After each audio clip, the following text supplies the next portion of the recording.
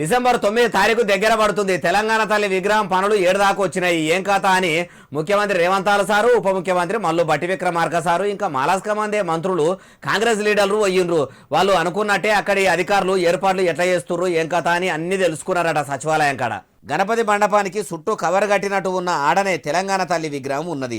ఆ విగ్రహాన్ని ఓపెనింగ్ చేసినాడే అందరికీ చూపెట్టాలని అట్లా కళ్ళబడకుండా కట్టిరట. ఇక చేతుల నక్ష పట్టుకొని మనం చెప్పినట్టే శిల్పి విగ్రహాన్ని మలిసిండా. ఇంకా మార్పులు చేర్పులు అయితే ఏం లేవు కదా.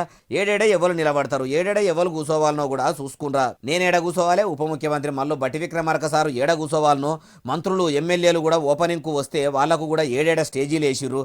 ఢిల్లీ నుంచి వచ్చే సోనియా గాంధీ మేడం కోసము సపరేట్గా ఏమేం చేస్తుర్రు. మేడం తెలంగాణ గడ్డ మీద అడుగు పెట్టంగానే మనం చేసిన మర్యాదలకు ఫుల్ ఫిదా అయిపోవాలి. ఏ ఒక్క దగ్గర కాంప్రమైజ్ కాకుండ్రి. టెంటు సామాన్ల కాడ నుంచి వంట సామాన్ల దాకా, కుర్చీల కాడ నుంచి కూసునే స్టేజీల దాకా ఎవిటి కాడ వెనకకు పోయేదే లేదన్నట్టు చెప్పిండు కావచ్చు.